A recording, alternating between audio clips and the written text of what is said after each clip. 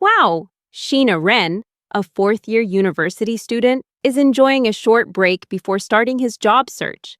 He's loved swords and magic since he was a child and is willing to stay up all night just to finish a story with such a theme. He has just finished playing the newly released game, titled The Legend of the Seven Heroes, Part 2 in the popular RPG series. This is the familiar story of the children of the heroes who once defeated the Demon King. In Part 2, the protagonist's best friend kills another friend, a saint, and this unexpected act causes chaos in the kingdom. The king orders the protagonist to kill that friend. The story will continue in Part 3. Ren read the ending of the game, checking to see if anyone else had finished. He discovered that the protagonist's friend was actually the mastermind from beginning to end. He didn't really mind anyway, just thinking about playing again to discover some hidden skill. But before he could restart, a notification appeared, asking if he wanted to begin a special story with the ability to summon a demonic sword. Ren couldn't remember which character had that skill. But he didn't care. He pressed yes. And then he was stunned. When he was surrounded by blinding light, when he woke up, he saw the face of a strange, elderly woman. The woman is talking to another woman. Ren realized he had transmigrated into the game and become one of its characters. At first, he couldn't believe it. But the fact that his body couldn't move or see clearly proved that he was now an infant. Could this be the specific story that the game was referring to? Before he could think any further, the older woman picked him up and asked the person he guessed was his mother about his name. The young woman picked him up, smiled, and said she would name him Len Ashton. Ren burst into tears. That name he could never forget. It was the reason behind all the chaos in the game. Len Ashton, the protagonist's former best friend, betrayed him. Ren couldn't believe that he would now have to live under the name of one of the suspected masterminds behind everything in the game. Although his name and Len Ashton sound very similar, Ren didn't believe he had anything in common with that character. Time flies by. 7 years have passed since he transmigrated. Ren, now Len Ashton, is busy practicing swordsmanship with his father. The older man quickly threw the boy to the ground. His father warned him not to reveal any weaknesses to the enemy. Even though he was lying flat on the ground, Len was still praised by his father for his agility, especially for a 7-year-old child. Even so, young Len was almost completely exhausted after the training session. It was springtime in their small village. An unnamed village in the Leomel Empire, a militaristic nation located in the western part of the Elfin continent, was bathed in a warm atmosphere. Looking back, Len still finds it hard to accept what happened to him, especially the prospect of having to start over as a newborn baby. But it was precisely because he was reborn in this way that he easily adapted, comfortably immersing himself in eating and sleeping whenever his mother sang him to sleep. What nobody knows, Len not only retained his memories, and he even has the ability to see everyone's status screen. However, he couldn't see his own status screen, unlike in the game. However, what concerned him most was the skill of summoning demonic swords. It's true that the game has some hidden skills, and even on the second turn, players can combine some existing skills to create a new one. Of course, there are also unique skills available only to a select few. But as far as he could remember, there was absolutely no skill called summoning a demonic sword. In your case, Len can actually summon the magic sword, even though it's still quite small at the moment. According to the inscription on his bracelet, his ability to summon a demonic sword will develop as he matures. Additionally, he will be able to use minor natural magic attacks. This skill also allows him to increase the number of types of magic swords he can summon. He now possesses a magic sword with wood attributes. However, Len also had to train his magic carefully. If he trained too much, he would deplete his magical energy and suffer from severe headaches. Len had been secretly practicing his demon sword, summoning skills alone, just like now, until his father suddenly burst into the room to hug him. The fact that he possesses this power only further confirms that this world is intimately connected to the game. That also means he has to do everything he can to avoid the bleak future he knows he'll face. That's why Len decided to start practicing magic at an early age. He did it both to protect himself and to learn more about this world. Len lived a peaceful life, helping his parents on their small farm. When he was 7 years old, his father suggested he begin practicing swordsmanship with a wooden sword. During the first training session, Len was the one who struck first, but his father easily dismissed the idea. Even though he was still just a child, Len was surprised to realize his current body.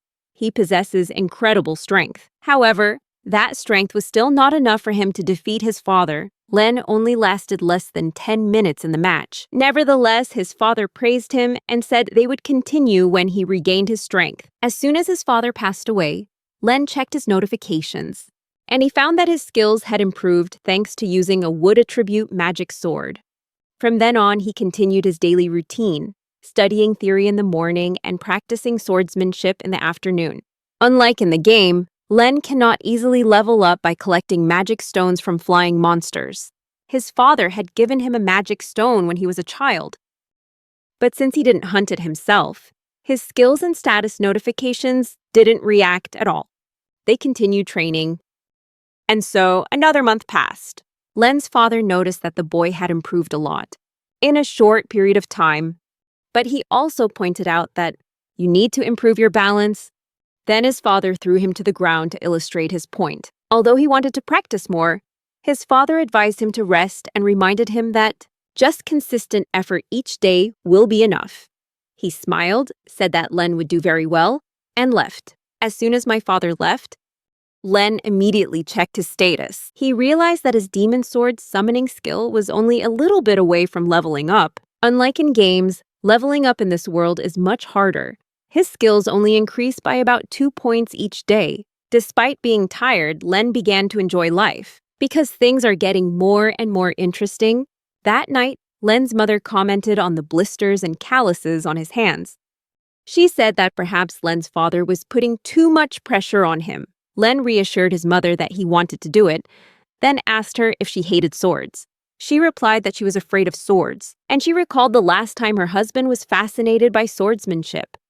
When he was young, he not only protected her from many monsters, but she couldn't help but worry whether his courage might become a curse. What if he were injured because of it? Just thinking about it made her uneasy, but she also understood that his power was no joke. Len continued to hunt many monsters, bringing in a steady income.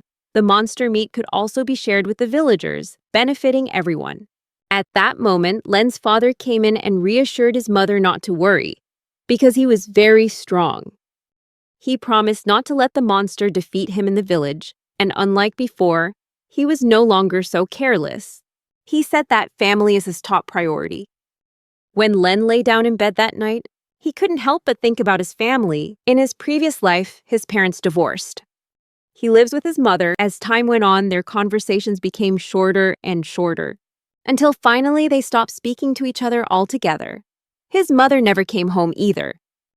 Len felt grateful that she was able to go to university, and he tried to understand that his mother had also gone through her own difficulties during that time.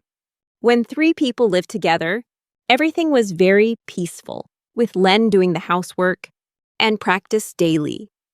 Compared to my previous life, Len's current life is completely different, but he feels fulfilled. One day after training, Len lost to his father again in the match. His father suggested they rest and continue tomorrow. When I stood up, Len sensed something was different. His body suddenly felt light, and he quickly assumed a fighting stance. He rushed towards his father. The father managed to stop him in time, but he was surprised and couldn't understand how Len was so fast.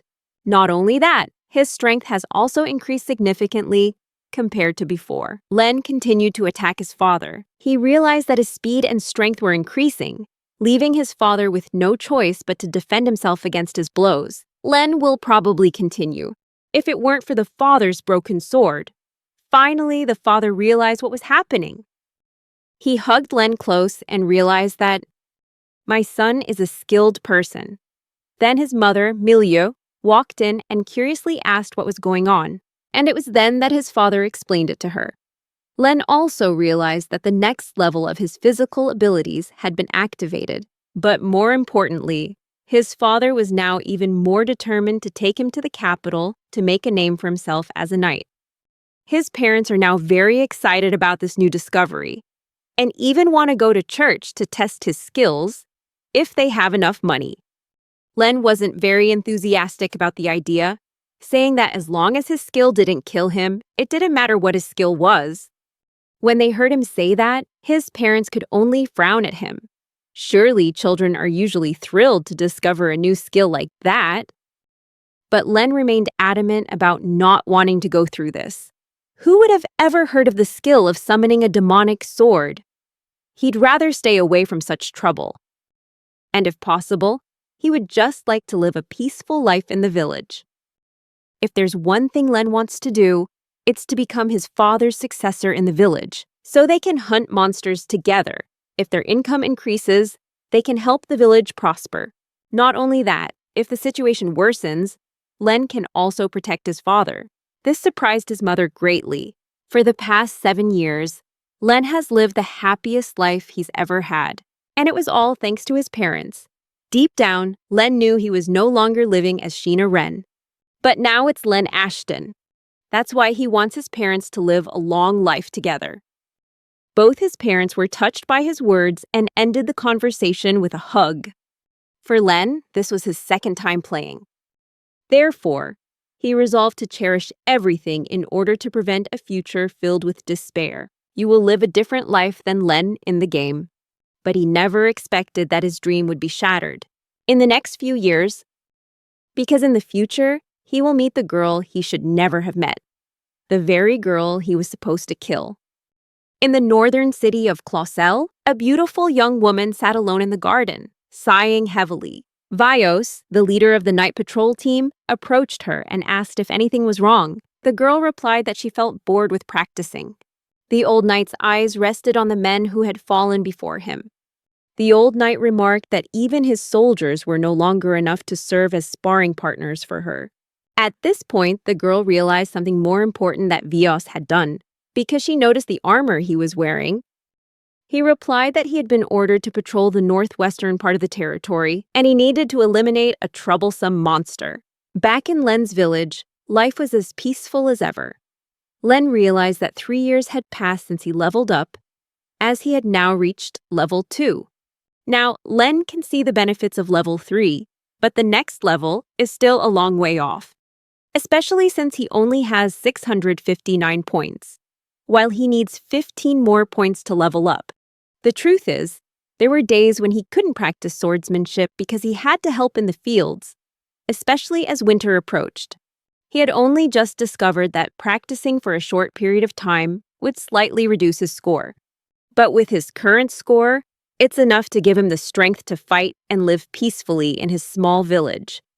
One of the village elders greeted Len, speaking of how his father always boasted about him and that he would one day become one of the great knights of the capital. Speaking of the capital, a group of knights suddenly appeared.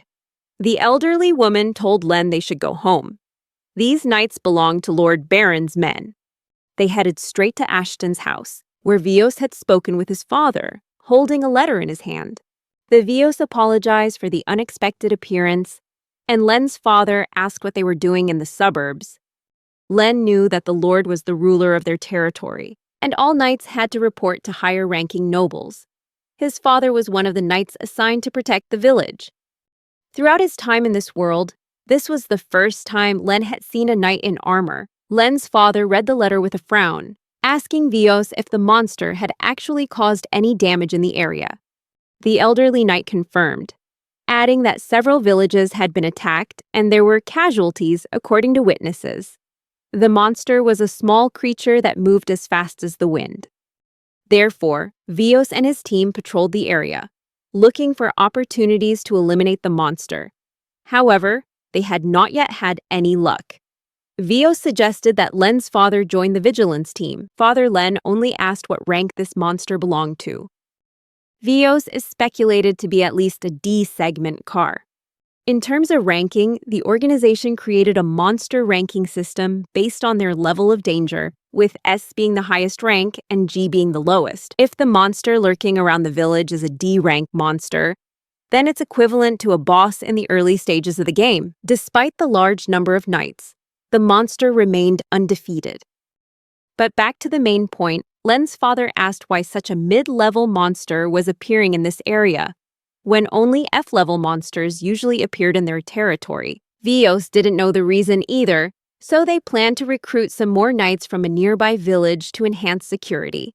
However, because the patrol area is so vast, it will take approximately 20 days for reinforcements to arrive. The elderly knight apologized for the inconvenience, and he asked Len's father to patiently wait until then. Given the current situation, Len's father had no choice but to accept the assignment. While they were busy discussing, Len listened attentively and wondered what the monster's name was. If he knew its name, perhaps he would have some understanding of it, based on his memories from the game. Vios and Len's father finally finished their conversation. Upon noticing Len's question, Vios confirmed that he was indeed his son. Len's father immediately told him to greet the captain of the knights.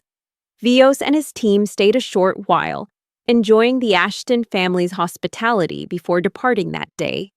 As the knights left, they couldn't help but comment on how the 10-year-old boy, Len, was the same age as their young mistress. And they were also very curious about him because Len possessed exceptional skills. If it were Vios, he would have wanted to test Len's swordsmanship right there at Ashton's house. Len's father said they would be busy from now on. But when Len wanted to see the letter from Vios, his father told him not to worry. He would hunt the D-class monster himself. Actually, he had hunted it a year before, even before Len was born.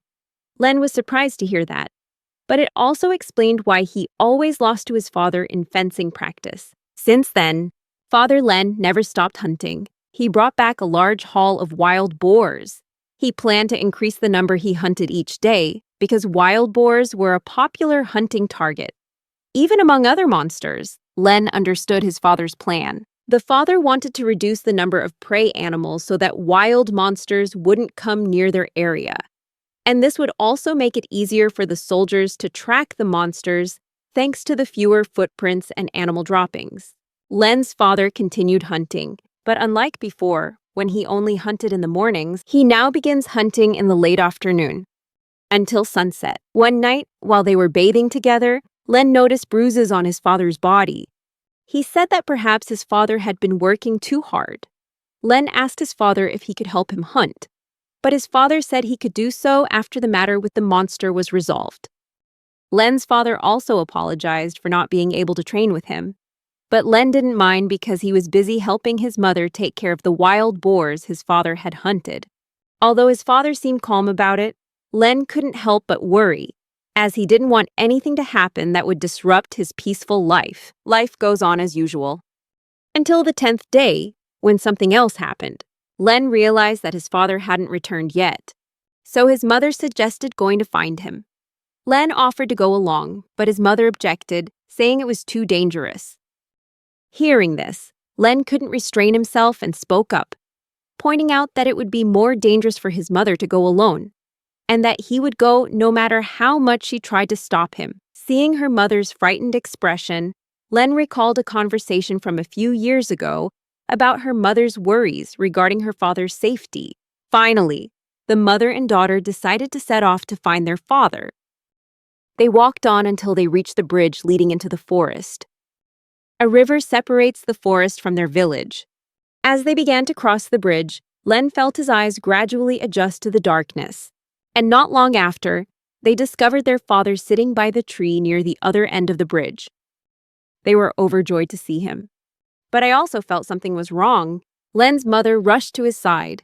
Len had no choice but to follow behind. And that's when they saw Len's father, severely injured. He was bleeding profusely. The bright moonlight shone all around. Len and his mother were worried and taking care of his father. Suddenly, he heard a noise nearby. This made him turn around and look. Suddenly, a wild boar appeared out of nowhere. The wild boar charged straight towards Len. He managed to stop the wild boar in time with his sword, and he struggled with the beast that was pinning him down, until his mother hit the pig. Just then, Len saw movement from behind. 2 other wild boars were approaching them. Len was surprised to discover that he could repel them. They realized that it was a result of the promotion. He quickly pushed the pig away, and he lunged toward the third child.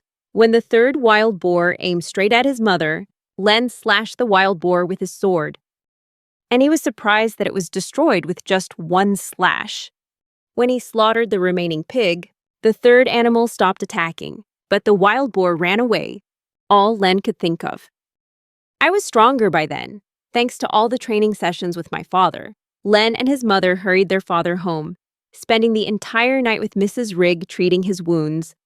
The old woman told them that Len's father was still in an unstable condition, but at least his injuries were temporarily under control. His mother thanked both of them, especially Len. He insisted on going out with her last night. As for Len, he still couldn't stop thinking, because it was impossible for his father to be defeated by those weak, wild boars. This means that his father encountered a dangerous monster, which he didn't want. If so, the monster is still in the forest, and it will take another 10 days for reinforcements to arrive. Len couldn't help but think about the worst-case scenario. The monster invaded the village and attacked them. With that in mind, he began to look for ways he could do to help.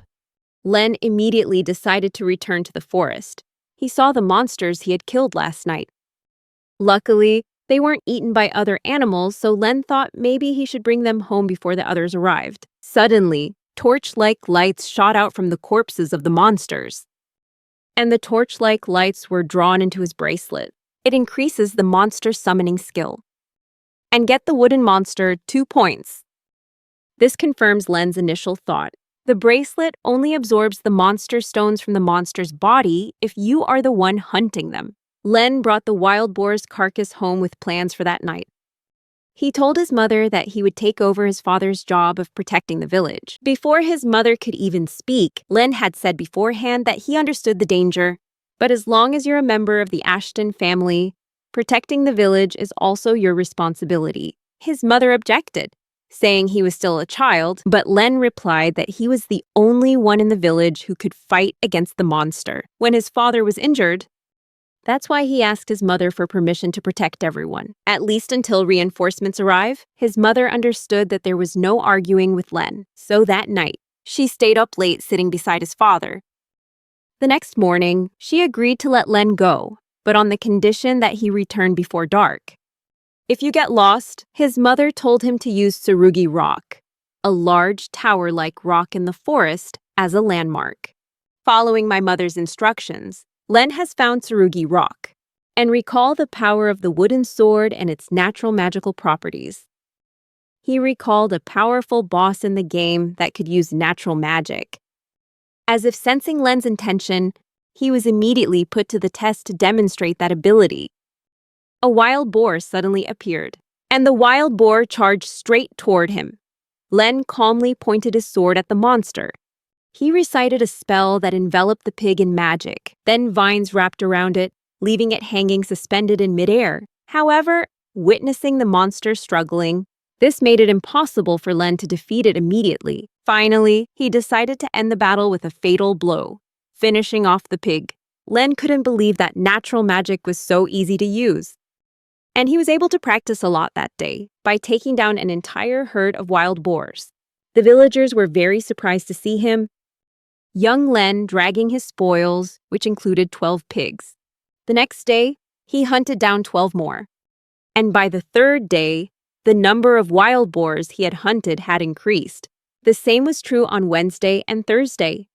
The number of hunted animals increased each day. However, he still hadn't encountered the monster he was looking for. Looking at his notification, Len realized he only needed to hunt 3 more pigs. He was more excited than ever that he would be able to upgrade his demon sword of metal skill soon. That evening, Len returned home, and he saw that Mrs. Rigg was worried. She asked his mother to wait outside. Because Len's father was in a bad state, Len rushed to Rigg's side and asked what had happened. She explained that his father's condition had worsened at dusk. What's worse is that they used up all the precious herbs they had, leaving him with only a faint breath of life. They couldn't understand why this happened, and tonight is the last time. Herbal remedies can be used, At that time, Mrs. Rigg asked Milieu to bring the recipe box to her house, telling her to ask her husband about how to help. Milieu hurried outside. Len then asked Mrs. Rigg if there was anything he could do and about herbs. With a sorrowful expression, Mrs. Rigg explained that these herbs used to grow around the foot of Mount Tsurugi, but they became extinct after the harsh winter a few decades ago. Len saw a 5-pointed leaf on the table. He asked if it was herbal medicine, and Mrs. Rigg confirmed it and told him to wait outside the door because she needed to take care of his father. Len stepped outside and realized that's rondo grass, one of the medicinal herbs he used in the game. But has this herb truly become extinct? Len couldn't believe his eyes until he saw it with his own. He knew very well that the forest was very dangerous at night, but if you don't do anything now, your father will die. Finally, Len dashed into the forest. Ignoring all the strange shadows, run straight towards Tsurugi Rock. Upon arrival, he immediately searched for rondo grass around him. But I couldn't find it. Len didn't give up, wondering if there was still grass at the top. He began climbing to the mountaintop, thanks to the magic of nature. After a long time, he finally reached the summit, and before him lay a field of rondo grass. Len hurriedly pulled up as many leaves as he could, stuffing them into a bag in the hope that these herbs would save his father. Just then, he spotted bones on the ground, wild boar bones. He wondered how they got there, so high up. But looking closely, he realized there weren't just pig bones, but also some pieces of jewelry. It sent shivers down his spine. Len quickly rushed down, feeling uneasy about the place. He started running home. But suddenly they encountered 3 wild boars. Even the monsters were startled by his appearance. But Len quickly eliminated them in just 3 sword strokes. At that moment, he realized something was wrong. The wild boars seemed afraid of something, as if they were trying to run away. Len sensed a presence behind him, and when he turned around to look, he saw the familiar silhouette of the monster, which he wanted to avoid. That's a special D-class monster, Chief Wolven. The colossal monster rose above everything, letting out a deafening roar. Chief Wolven was a powerful monster, ranking at the top of the D-class monsters. Instead of waiting for it to attack, Len decided to run away. He turned around just in time to avoid the monster's jaws. Len landed on a nearby tree trunk, but even the monster quickly sank its teeth into it. Len only managed to dodge the bite from its breath. He admitted to himself that this wolf was much more agile than him. But that wasn't the worst part. Chief Wolven was also known for his ability to use wind magic thanks to his multiple tails. The monster attacked Len using wind magic. Fortunately, Len's quick reflexes saved him by a hair's breadth. Chief Wolven uses the wind energy accumulated from his body to create invisible hands, using them to steal objects. In addition to the wind magic attack just now, Len knew perfectly well that this monster was far too powerful for him to handle. However, he also realized that it would never let him escape. At this point, his only option was to find a way to take it down right here.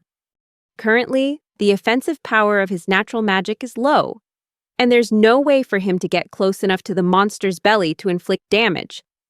But then he noticed a wound on one of the monster's 4 legs. Len suddenly realized that this wound might have been inflicted by his father. This also explains why his father was able to escape the monster the last time. He thought that perhaps the reason the monster hadn't attacked him yet was because it was still injured.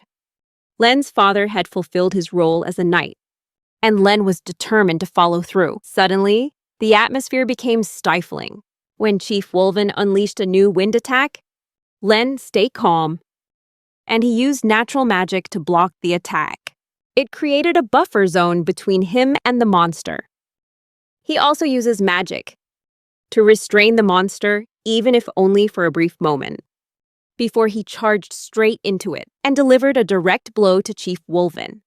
Unfortunately, his wooden demon sword shattered. Instead of inflicting damage on the monster, this is terrible. Will he have enough time to summon the sword back? Len stepped back and tried to summon the sword, but as soon as I did that, he felt a terrible headache. Summoning the sword was consuming too much mana, Or perhaps it was because he was trying to summon it even though the sword was broken. This moment of confusion was the opportunity Chief Wolven needed. The monster immediately pounced on Len, sinking its teeth into him. Nevertheless, Len took advantage of the opportunity. He struck the monster's wound as it lunged at him. This caused it to throw him off, sending him crashing into a nearby tree. Angered, Len uses natural magic. To create a fragile shield between himself and the monster, Len constructed a cave from tree trunks and vines, the place where the monster relentlessly gnaws away. Inside the cave, Len examined his wounds and realized he could faint at any moment, because they were so severe. Just then, he remembered he still had rondo grass with him, but the image of his father came to mind. This led him to decide against using it, fearing it wouldn't be enough to save his father. When Chief Wolven approached, Len wondered if there were any other weapons that could be used against it. It was then that he saw his bracelet. Meanwhile, the monster had grown utterly bored with trying to bite its way into the cave. It decided to use a wind attack. The strong winds forced Len to leave the cave, but he quickly regained his balance and ran towards Tsurugi Rock. Consider it a signpost. Chief Wolven was preparing to chase after him, but Len used his natural magic to restrain the monster a little. With mana nearly depleted, Len hurried over to the carcasses of the 3 wild boars he had hunted earlier.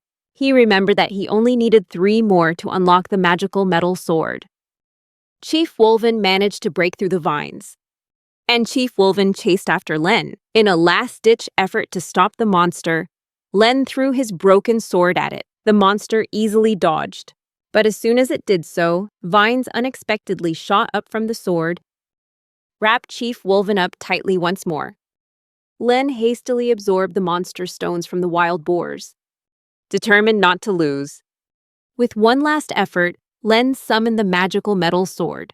Just in time, as Chief Wolven was about to bite him in the head, Len plunged his sword into the monster's head. Launch an attack pierced through Chief Wolven's skull. The monster collapsed to the ground, covered in blood, and died instantly. Len finally got to admire the new sword he had summoned, the magical metal sword. However, immediately after the victory, Len felt exhausted. He slipped and fell right next to the monster's corpse, when his bracelet began to absorb the monster stone. Despite winning, Len knew he was in a dangerous situation, when his body could no longer move. He clutched the bag tightly to his chest, thinking about his mother and father. Len could barely hear the sound of the horse's hooves and shouts from afar when a group of people appeared from the horizon. Before losing consciousness, he realized that reinforcements had arrived just in time.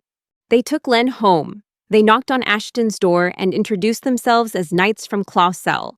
One of them was carrying Len in his arms, while the other person gave it to his mother. The bag contains rondo grass. Meanwhile, at Clausel, one of the knights reported to Vios that Len Ashton had single-handedly defeated Chief Wolven. This was overheard by a young girl. She was extremely excited to learn that a young boy in their territory single-handedly defeated a D-rank monster. 2 months later, Len has fully recovered and is spending his time leisurely atop Tsurugi Rock in the forest. He was admiring Bandit's magical sword, which looked more like a pair of finger guards than a sword. To be honest, Len didn't expect to receive a new magical sword after defeating Chief Wolven. He put it away and went downstairs. Just then, a knight was waiting at the foot of the mountain. He anxiously reminded Len that he should inform them whenever he wanted to enter the forest so they could escort him. On the way home, Len thanked them for arriving in time. The knight was pleased to hear this, making the rush worthwhile. However, they were still surprised that Len had been able to defeat the monster alone. At this point, the knight, out of curiosity, asked if Len's bag contained the treasure that Chief Wolven had hidden, and Len confirmed it. Len told him that he wanted to sell the treasure to raise money to help the village. The knight said that the reward for the spoils was tax-free, plus the materials from the monster were very valuable. Therefore, the Lord was buying them at a slightly higher price, enough for the village to develop over the next few decades. When Len got home, his father praised him for doing a great job.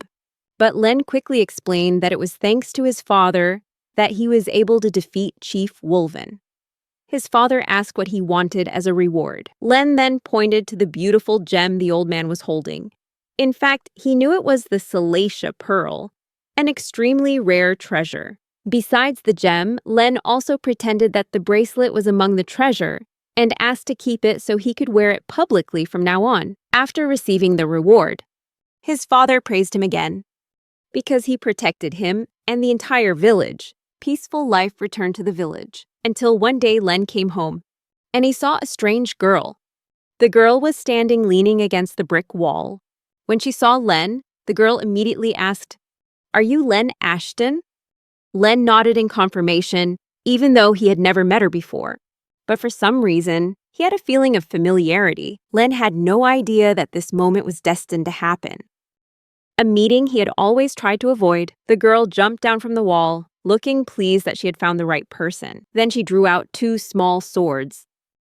The girl threw the remaining sword towards Len, and she asked if his wounds were all right. Len, flustered, put his sword down and replied that his wound had completely healed. He asked how she knew about him. But instead of answering, she simply said, "We should begin." Surprise! She charged straight forward with the sword in her hand. Len managed to block the attack just in time, but the girl didn't stop. Her punches came from a variety of different directions. However, she seemed quite pleased to see that Len was able to cope despite starting slower. Len helped her up while asking why they had to do this, secretly admiring her skills in his heart. However, she simply replied calmly, "The sword has been sharpened, don't worry."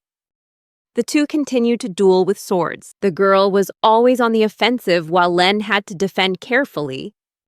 To avoid accidentally injuring either of them, Len decided to end the match. He unexpectedly changed tactics. He caught the girl off guard and pulled them both to the ground, with him lying on top of her. "Okay, you win," Len said breathlessly. But the girl suddenly panicked. The girl told him to move aside. Len quickly stepped back. When the girl stood up and said they should continue fighting, because she has never admitted defeat. But before they could even begin, the guards appeared and shouted, "Princess!" She was startled to see the Vios approaching. Finally, she set her sword aside and curtsied, and she presented a letter addressed to the Ashton family. She said she was there on behalf of her father. According to her, her father held the Ashton family in high regard for having defeated Chief Wolven. She introduced herself as Lisha Clausel, the Holy Maiden of White Light. Wait, did she just say Lisha Clausel? The guards beside her noisily complained about why she was traveling without an escort. The princess retorted, irritably, that they had wasted too much time returning. Len still couldn't believe it. The girl standing before him was the one he was supposed to eliminate in the game. Why is she here? The whole group returned to the Ashton mansion. This is where the princess finally met Len's father. Then, only Lisha and Len remained. Len was confused as he thought about this strange turn of events. In the game, Lisha Clausel, the White Light Saintess, never joined the protagonist's team. Even so, her power is still formidable, even surpassing the protagonist, if she doesn't put in the effort to level up. In terms of personality and qualities, she is also one of the most popular characters in the game. However, Lisha could not become a romantic object and was not called an unconquerable heroine. Back in the present, Lisha asks Len if he plans to visit the capital. She admitted that she came here purely out of curiosity, wanting to see firsthand the skills of the young man who had defeated Chief Wolven. Based on their recent fight, she confirmed that Len is not only strong but also very brave. She also expressed admiration for how quickly Len was able to adapt to swordsmanship, despite her sudden request for him to fight. In the end, Len could only sigh at this bizarre situation. He had heard from the captain of the guard that the village was located on Clausel's border, and it would take more than 10 days of horseback riding to reach the capital. Len thought that as long as he stayed hiding in this village, he would never meet the feudal lord's daughter. But she didn't expect Lisha to come all the way here, just to meet him for a duel. He frankly told her she had overestimated her skills. He pointed out that his father had defeated the monster before, so his victory over Chief Wolven wasn't entirely his own doing. Furthermore, Len also said that he didn't know any techniques, so he didn't believe he had the courage she thought he did. She scoffed, not believing a word he said. His continued humility only proved that Len was different from the other nobles. These are people who brag as if they've had the chance to kill a monster. That's why she wanted him to come back to the city with her, so they could duel anytime. Len realized that she really enjoyed swordsmanship after the recent match. He knew Lisha was a hard worker, but he still wanted to keep as much distance as possible, so he frankly told her that he had no intention of leaving the village. Upon hearing this, Lisha assumed that Len didn't like her, because he had tried his best to stay away from her all this time. Len replied that wasn't the reason, because if he left the village, his father would be the only one who could deal with the monster and everything else. If a monster like Chief Wolven appeared, the entire village would surely be wiped out. Moreover, he enjoyed life in the village and never considered living in the city. Lycia nodded and said nothing more, but inwardly she refused to give up and would wait for another opportunity. That evening, Lisha had dinner with the Ashton family. After the meal, Len went to the stables to check on the horses. When a sword fell at his feet, he knew exactly who it was and turned to ask Lycia if this sparring session was their post-meal exercise. Lisha was glad he'd received the message, which made her feel much better. Moreover, she had his parents' consent, so everything was fine. He was about to pick up the sword, but then decided against it. As if she could read his mind, Lisha threatened to extend his stay if he didn't pick up his sword. This made Len pretend to be happy as he picked up the sword. But seeing him do that only made Lycia more curious about why he was so adamantly rejecting her. There must be a good reason, right? Whatever the reason, Lisha decided she would defeat him to find out. Len replied, "What if I win?" But she simply said she would visit him again. Either way, it was a win-win situation for her. She rushed towards him. She swung her sword and struck. The wool is easily avoided. Lisha continued her attack with a series of slashes. However, she was surprised to see him easily parry the blows, even while he was in a defensive stance. Len ignored her question, and he asked why Lycia was so focused on defeating him. Lycia pointed out that she hates losing. She proudly calls herself Saintess of White, and she didn't like losing to boys her age. Len felt confused and asked her what being a saintess had to do with that. As the duel continued, she explained that it was precisely because she was a saintess that her skills were blessed with superior physical abilities and mastery of swordsmanship. Furthermore, she can also use secret magic. So with all these advantages, if she is defeated, she will feel very frustrated. Lisha started to get more serious and attacked Len. Compared to before, even Len noticed that she had become much faster and stronger. It must be the effect of the holy magic. If you remember the word for game correctly, holy magic is linked to the power of white magic, possessing healing abilities. Holy magic, on the other hand, has the power to counteract undead curses and detoxify. Len finally counterattacked, but Lisha easily dodged, attacking him repeatedly with a spinning move. Len could only defend himself as she continued to attack. This time, he asked why she didn't use all of her attacks. She replied that the Knight's Guard captain would be angry if she used it without permission. Len was now familiar with her movements, so when she lunged at him with her sword, he simply stepped aside and pointed his sword at her neck. He admitted she was very strong, but no match for Chief Wolven. He quickly tightened his grip on her arm, holding her back. Lisha was surprised. She tried to fight back. She quickly regained her balance and continued the attack. Len used her motivation again. To turn her around, he pushed her down and continued to point his sword at her neck. When Lisha was lying on the ground, Len ultimately won. This time, her eyes lit up because of what he had just done. But then she realized it and stepped back. She still refused to admit defeat. Until you hear applause, that's enough. The Knight's Guard captain applauded Len for his skill in defeating Lisha and her holy magic despite his young age. Now he understood why Len was able to defeat Chief Wolven alone.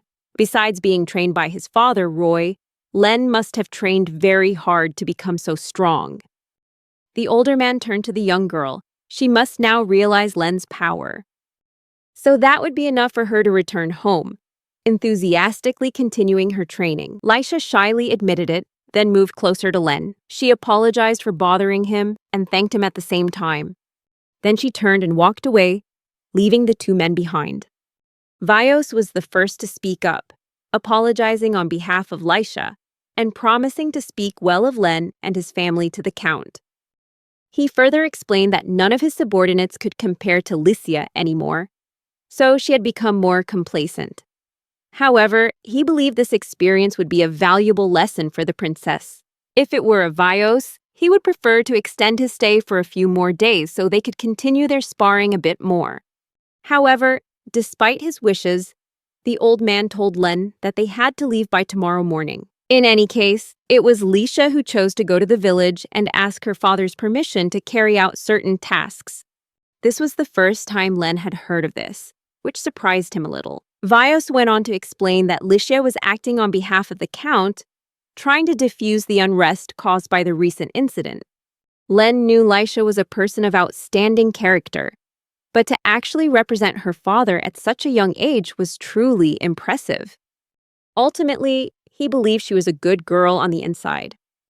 Although she's a bit mischievous, but after all that, he still wondered how the story ended with him killing her in the game. Anyway, he couldn't possibly know because the storylines of the characters in the game haven't been explored. The next morning arrived quickly, and Lisha couldn't get a wink of sleep. She couldn't let things end like that, so she decided to write a letter to Len. After she finished, she let Vios read it first.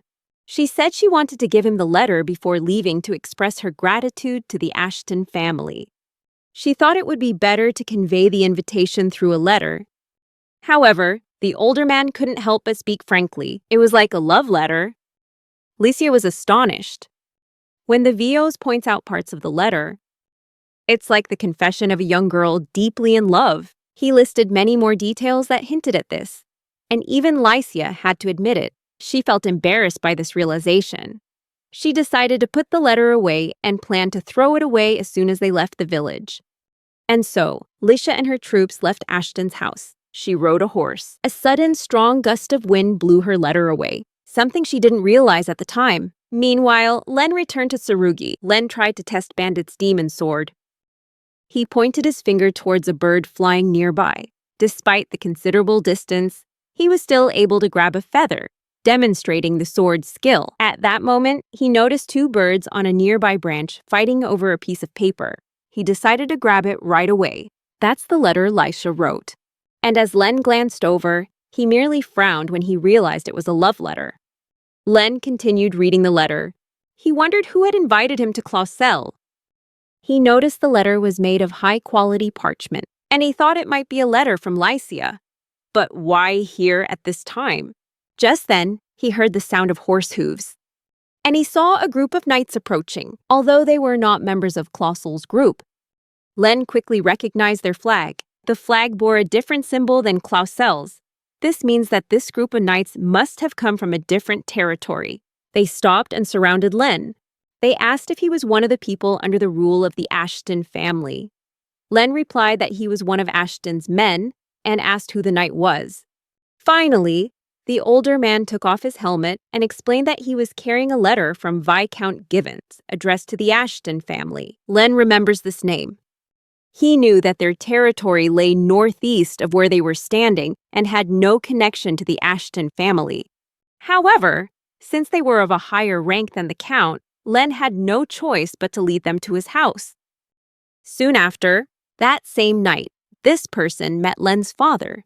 Upon arriving and delivering the letter to him, the man immediately left, telling Len that he also had a letter for him from the Viscount, with an invitation for Len to join under his command. It seems that news of Len's victory over Chief Wolven reached the Viscount, who was very impressed with what Len had accomplished. Before they could respond, one of the Count's remaining knights stepped between them and told the Viscount's messenger that the Count had sent an invitation to Len. The Viscount's knights countered that a simple invitation from the Clausel family did not mean Len had accepted, so they saw no problem approaching Len. The Clausel family knight stood directly in front of them, indicating that the village belonged to the Clausel family. If the other knight wanted to speak to Len, he had to get past them first. As if to emphasize this point, the knight of the Colossal family implied that the Viscount should at least know the rules of etiquette. Regardless of faction or rank differences, a moment of tension ensued as everyone fell silent, holding their breath. Finally, the Viscount's knight relented, saying they would correct their mistake. Then they departed, while the knight of the Colossal family simply watched them go into the distance with a weary gaze. Back inside the house, Len's father read the letter, which listed the Viscount's reasons for including their village in his territory. Simply put, there are no factional disputes, even in this small, nameless village, something that Sir Clossel confirmed. The Liamel Empire was divided into 3 factions, led by the nobles. The first faction was the Imperial faction, deeply devoted to the Lion King, the founder of the nation. They believed that only the royal family could lead the country. Next is the Heroic faction, comprised of those who have produced heroes who have defeated the Demon King. They are led by 7 great noble families and are hailed as the main faction in the game, The Legend of the 7 Heroes. Viscount Givens also belonged to this faction. However, many believed that the power of the Imperial faction needed to be limited in order for the Liamel Empire to become more free and democratic. Additionally, they argued that the wealth gap needed to be reduced. Finally, the third faction was the Neutralist, comprised of peacemakers who disliked conflict, including Count Clossel. Returning to the present, Len asks Knight Clossel whether it is easy to annex a region into the territory of another noble. The knight replies that it is possible, provided both sides agree, although this is a very rare occurrence. The question was why they would want to seize a small, nameless village like theirs. The knight had a hunch that the Viscount might be plotting something behind the scenes. There must have been some motive behind this merger. After all, many hoped to draw the Clossel family into their fold. The Count was a distinguished nobleman, and the presence of the Saintess of White was of great importance. Len silently considered the fact that he didn't want to get involved in this trouble. However, because his family was connected to the Clossel family, he couldn't avoid it. If anything, they might have been drawn into an unimaginable mess. The Viscount's current objectives remain unclear, but there's nothing wrong with being cautious. While reading the letter, Len noticed something strange and called his father to pay attention. According to the letter, they wanted to annex the village and station knights there to compensate for the shortage of military forces. Were they really referring to Chief Wolven as a military shortfall? Len's father thought so too, but the incident was an isolated case and moreover, it was an anomaly. Aside from the Chief Wolven event, there was no record of the Ashton family lacking military strength. Len thought for a moment, and he recalled his conversation with Vios. The older man had told him that if there was damage from monsters in the territory, the Lord could be punished for repeatedly deploying insufficient forces. The young knight also supported this view, saying that it was the Lord's responsibility to protect his territory. Following this logic, Len concluded that if the land and neighboring villages suffered serious damage, then the Clossel family would likely be punished. He thought that might be Viscount Givens' target. Everyone was astonished by the Viscount's idea of using the situation to blame the Clossel family. Len thought that the Viscount might try to feign help to the accused Earl and then lure them into joining the hero's side. It seems the Viscount had been plotting this for a long time. The worst-case scenario is the Chief Wolven incident may have been orchestrated by Viscount Givens from the beginning. Len's father said that the suspicion might be far-fetched, but it was still a serious accusation. Len explained to his father that he might be overthinking things, as he currently had no evidence to prove his suspicions. However, if that were the case, everything would make sense. Len's father understood. Even Sir Clossel was surprised by Len's conclusion. Frankly, he said that the Count was also concerned about this possibility, and he praised Len's reasoning skills. The knights then decided to report everything to the Count. Everyone in the room advised each other to be more vigilant. Len couldn't help but worry about the possibility of facing the heroes he had fought alongside in the story, but there was nothing they could do at this point. And so, time passed, and winter has arrived. One fine day, Len and the Colossal Knights went hunting, grateful for their help in providing food for the winter. Nevertheless, the knights still hoped Len would consider moving to the capital to achieve greater success. However, Len replied as always that he had no intention of leaving the village, as he was the heir to the Ashton family. I went home in a cheerful mood. Len was surprised to see Licia sitting comfortably and reading a book. She informed him that his mother had gone out with Mrs. Rigg. But all she got in return was from Len. Len asked her what she was doing there, and she bluntly replied that if he refused to come to the city, then she will come to see him. Licia returned with some gifts. First, there was a shower head and a crystal that could produce water. With this tool, Len no longer needs to go to the river to fetch water. All the magical items she brought were powered by magic stones. However, Len worried that these items were very valuable. Licia reassured him that they were old items she had repaired with her savings. Moreover, these gifts were merely a small apology for the incident with Viscount Givens. The Baron also wanted to object, but even that was difficult, especially when they were facing higher-ranking nobles. Although Licia is the Saintess of White, that's all she can do. Those who held the title of Saintess were blessed by the god Elfin and are believed to have been reincarnated many times throughout history. However, they never defeated the Monster Lord or achieved the great feats of the 7 heroes. Licia changed the subject, asking Len to take her to his father's room. Licia used her divine magic to heal Len's father, and he appreciated the princess's efforts. As they left the elderly man's room, Len asked if she had received any treatment before coming here, and she replied that she had. Len had no idea about that, which surprised him quite a bit. They both continued their familiar training routine, and Len noticed her movements were sharper than before. Suddenly, Licia lost her balance. But Len quickly caught her before she fell to the ground. It made her heart race. She immediately retreated, and she started complimenting him on his stamina. Len didn't have time to respond because she went on to talk about how much she enjoyed her training sessions with him. She suggested that they continue their duel the following morning. Licia stayed at Ashton's house for a few more days. Make the most of your time to exercise as much as possible. Before she left, Len couldn't believe that Licia had actually kept her promise to see him. However, Len knew that becoming too close to her wasn't a good idea. Because of what happened in the game, time flies by quickly. And the next significant event that affected Len's life occurred in the spring of his 11th year. By this time, his father had fully recovered and resumed hunting with him. They were on their way back when they discovered that Viscount Givens's cavalry is standing in front of their house. The same man from before, he greeted Len warmly. He extended another invitation to Len to join. The Viscount told them that this time it wasn't just an invitation, but a special offer for Len. He offered to sponsor Len's enrollment in a special class at the prestigious Royal Cadet Academy. Everyone was extremely surprised by this offer, especially since getting into the academy was difficult enough, and the fact that Len was able to become a member of the special class was even more impressive. The knight proudly stated that everyone knew the special class at the academy was an excellent place, because it only accepts heirs from 7 great heroic families and those of noble lineage. There are also some exceptional talents nurtured right in the imperial capital, who are also selected for this class.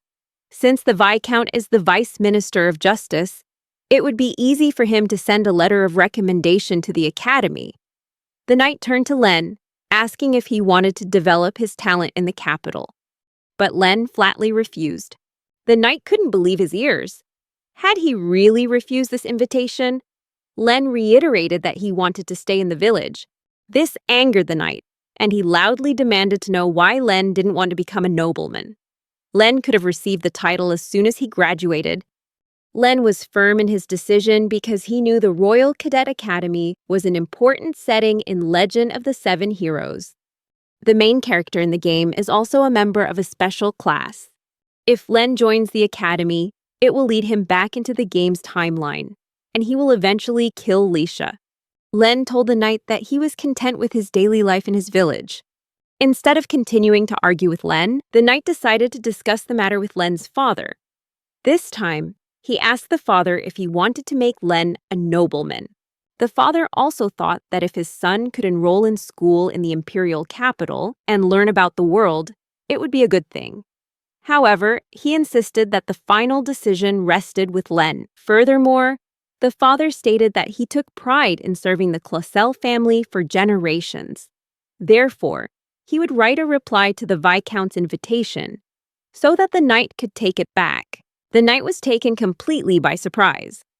He said they would personally convey the reply to the Viscount, and the knight expressed his disappointment with Len and his father's choice. They left shortly afterwards, and a few days later, knights from the Clausel family hurried to Len's house.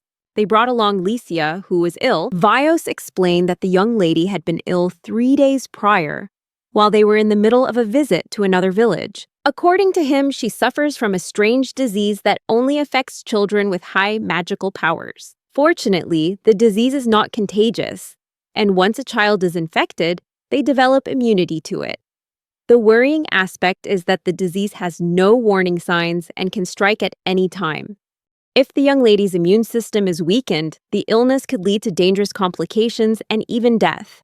Therefore, she needs to rest for at least 2 to 3 weeks. Len turned pale upon hearing those words and immediately offered to take care of Licia until she recovers. 3 days later, Licia's condition finally stabilized. When she woke up, Len had come to visit her in her room. He gazed intently at her flushed cheeks, and immediately, Licia apologized. She began talking about how she had come to the village on her own and then fallen ill shortly afterward. Worse still, she had caused Len to have to take care of her. Although Licia didn't dare lift her head, she went on to say that the purpose of this trip was to demonstrate their resolve to Viscount Givens. They planned to visit more villages than usual because she wanted to leverage her influence as Saintess to demonstrate that Clausel was united in her presence. At that moment, Licia was sobbing uncontrollably, feeling hopeless because she couldn't do anything. She couldn't defeat Len, and this only made her feel like she was bringing shame to her mother's honor. When Len heard her mention her mother, he immediately asked about her. Licia tearfully recounted how overjoyed her mother was to learn that her daughter was the Saintess of White. She believed that Licia would accomplish great things. Even if she passed away from illness, Licia never met her mother. But every time she wore a white dress, she liked to imagine that her mother was cheering her on, because it was the same outfit her mother had worn when she was young. Licia always wanted to live up to everyone's expectations, but things didn't always go as planned. That's why she told Len that this would be the last time she visited him. Len was speechless. Meanwhile, Licia went on to say that she had heard about him refusing Viscount Givens' invitation to the Imperial Military Academy. Witnessing her brother and father go to extremes to demonstrate their loyalty awakened her, making her realize that she needed to stop acting like a spoiled child. She discussed this with Vios, apologizing for causing trouble for his family. And she thanked them for their kindness. Len just bowed his head, thinking about Licia's purity. If anyone keeps secrets, it's him. But is this really the end? When silence enveloped the atmosphere, Licia broke the silence by asking to borrow some ink to write a letter to her father. Len was happy to help, telling her to check the stationery box on his desk. She was a little surprised. And then Len explained that she was actually in his room, because he was busy tidying the living room when they got home. Licia felt guilty again and continued to bother him. She felt guilty for making him uncomfortable with her unexpected remark. Len asked Licia if she could bring a magical fire-making tool next time, even if it was just a backup. Licia didn't understand what he was trying to say. She just said that this would be her last visit. But Len explained that he just wanted to have a fire-making tool at home the next time she visited. Licia made it clear that this would be her last visit, as she didn't want to bother him anymore. Furthermore, she remembered that every time she suggested sparring with him, he always found a way to avoid it. Len explained that anyone would be confused if someone suddenly suggested sparring with them. However, if she promised to let him know in advance, he would agree. Len told Licia that he would be ready to spar with her anytime she wanted. He then left, but didn't forget to tell her they should talk more when she felt better. As soon as the door closed, Len felt a little annoyed with himself. He wondered what he had been doing on the other side of the door. Lisha wondered if Len was really serious when he said she might come back to visit the village again. As the headache gradually subsided, she stood up, and she went to Len's desk to begin writing a letter to her father.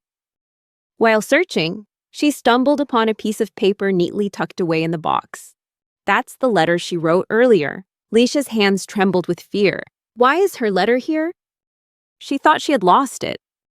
But that's not the main issue. This means Len read her letter. This made her sigh and sit down on the floor. She told herself that this letter wasn't a love letter, at least not in her opinion. She didn't love Len. She just genuinely admired Len in general. But why would he keep something like that? She had so many questions. But she decided to put the letter back in the box. She lay down on the bed and wondered what Len would think when he read her letter. The next day, when Len reread the letter, Vios and the other soldiers helped with carpentry and hunting as requested by the young lady. Len's father, along with Vios and others, went into the woods while he assigned Len the task of making repairs. Len's mother went to see Mrs. Rigg to get more medicine. Lisha stayed at home while everyone else was busy helping out in the village. Because she was recovering slowly, everyone thought she only needed another week to fully recover, and they could continue their journey to Clausel. At least, that's what everyone thinks. One day, while everyone was away, it suddenly started raining heavily, forcing all activities to come to a halt. Len and 2 other knights are sheltering from the rain. Then, suddenly, he smelled something burning. It smells like a field after controlled burning. Feeling uneasy, Len ran quickly home. He was stunned to see his house on fire. He rushed in faster. He saw several knights lying fallen, covered in blood. He examined a body and discovered the knight's neck had been bitten. Was this done by a monster? But more importantly, Lycia is still at home. Without hesitation, Len charged in, sword in hand. He found the bodies of the remaining knights lying inside the house. Finally, he went to his room upstairs. He saw a figure wearing a hood next to a winged creature. This creature is a D-class monster called a mana eater. Lisha remained unconscious in bed. Meanwhile, the other figure just stood and watched as Len charged forward. That person had guessed who he was, but Len didn't have time to do anything. Len's vision began to spin, and he collapsed to the floor. He has no strength left. At that moment, the figure revealed that he was holding a powerful type of incense. This incense is powerful enough to incapacitate a dragon for several days. As Len's consciousness gradually faded, he tried to reach out to Lisha once more, before everything plunged into darkness. When Len woke up, he realized that both his hands and feet were tightly bound. He tried to stand up, and he saw Lisha lying beside him, also tied up and unconscious. He approached her and asked if she was all right. He noticed she was still breathing. Len breathed a sigh of relief. Suddenly, a voice rang out from the other side, surprised to see Len awake. But then the voice said that 4 days had passed since that event. The shadowy figure warned Len that if he tried to escape, he would be harmed, urging him to endure a few more days and not to do anything foolish. But 4 days have passed. How far are they from the village now? Len wondered why this person had kidnapped them. And based on what had happened before, he was certain that the man was a beast tamer, capable of summoning and controlling monsters. Because he could control a D-class monster, Len believed this was someone he couldn't risk confronting without a plan. But more importantly, Lisha's condition is deteriorating. If things continue like this, she will be in danger. Len was determined not to let her die, and he swore he would save her.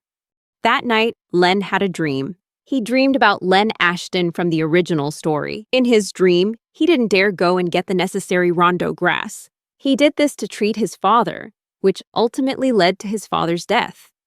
After the death of his father, their village was attacked by something, resulting in the deaths of many villagers. Len's mother even nearly died, until Lisha and the knights arrived to save the village. Len's dream ends. As Lisha began healing his mother, reminding her that she truly was a saintess. After seeing all of that, Len wondered if his dream was a reflection of how the character Len in the Legend of the Seven Heroes was portrayed. Was their encounter destined to happen this way? Len couldn't understand why he was dreaming about his original Len past at this moment. But at least he was glad to see that there was no tension in his relationship with Lycia. He woke up and found Lycia's condition had worsened. Len was still thinking about his dream, wondering why he had to kill her. And is there a particular reason behind this? Suddenly, the carriage stopped when the kidnapper opened the door and threw a bottle of water. Lay a piece of bread at their feet. Len tried to convince the man to release him. But he refused. Anyway, he had already given them medicine and herbs over the past few days, so he didn't want to spoil them anymore. Before closing the door, the kidnapper told Len that screaming was useless, as he was using a magical device that only allowed him to hear what was happening inside the carriage while he rested by the fire. Len hurriedly opened the water bottle. He used his mouth and knees to give Lycia some water to drink. Seeing her in this state, he knew she had reached her limit, and that's why he had to act. Tonight, the full moon had risen high in the sky. The fire has gone out. When Len decided to act, he first checked through a gap in the carriage. Then he summoned the metal demon sword. He was immediately freed from his chains. Remove the chain from the leg and prepare to open the car door. Before taking action, he checked his surroundings, and he found the kidnapper had fainted. Len moved stealthily, sword in one hand, the other supporting Lycia. Suddenly, mana eaters appeared, shouting from the sky. Len was forced to dodge when a monster nearly crushed him and Lycia. He cut the horse-drawn carriage in half. This created a disturbance that blocked the path of the remaining mana eater, but also awakened the kidnapper. This chaos created a cloud of smoke for Len. He threw the metal demon sword at the cloaked figure. He dodged it in time, but the sword still managed to cut through the pendant he was wearing. When he asked Len where he got his weapon, Len's sword cut through the horse's reins just in time, and Len summoned the wooden demon sword again. Len pointed his sword at Mana Eater, who was charging towards him, and simultaneously summoned his natural magic to restrict its movement. Then do the same with the kidnapper. He also stole his pendant. Before they jumped onto their horses, seeing them preparing to escape, the cloaked figure raised his stick to stop them. But Len quickly snatched the item from his hand with the robber's demon sword. Len was trying to calm his horse when a Mana Eater lunged down, nearly biting him in the face. If he hadn't managed to strike it down at the last moment, he probably would have been injured. As the Mana Eater fell, Len decided to take advantage of this opportunity to escape. The horse galloped away with all its might. The cloaked figure had broken Len's natural magic, and he summoned the monsters of the forest. This time, 3 different monsters were chasing them. Len now understood the enemy's true strength. He could only control monsters weaker than himself. Len summoned his metal demon sword, taking down multiple monsters at once, even though countless other creatures continued to chase him. Suddenly, Mana Eater appeared. It spewed fire right behind them, but Len didn't flinch. He was only focused on escaping, oblivious to the pursuit. Meanwhile, in Clausel, Vios delivered the news to Baron Lazard Clausel. Lycia's father told her that his daughter had been kidnapped. Vios apologized profusely and promised to accept any penalty, but he begged the Baron to allow him to find and rescue the girl first. The Baron did not blame this loyal man. He understood that it was Lycia's orders that had caused the captain of the Night Watch to abandon her. With that in mind, Lycia's father ordered Vios to contact the imperial capital, the nobles of their faction, and the emperor about this emergency. However, things were interrupted when a servant burst into the room, informing Baron Lazard that he had a guest from the imperial capital. Lazard confronted 3 men, those who claimed to be there on behalf of the Minister of Justice. They brought an official letter with them. It was stated that Baron Lazard Clausel was under investigation for negligence in management, which resulted in monsters causing serious harm to the neighboring territory of Viscount Givens. Meanwhile, Len and Lycia had successfully shaken off their kidnappers and the beasts, and were now lost in the misty wilderness. Len set Lycia up against a tree trunk. He gave her the medicine, promising that it would work even though it tasted very bitter.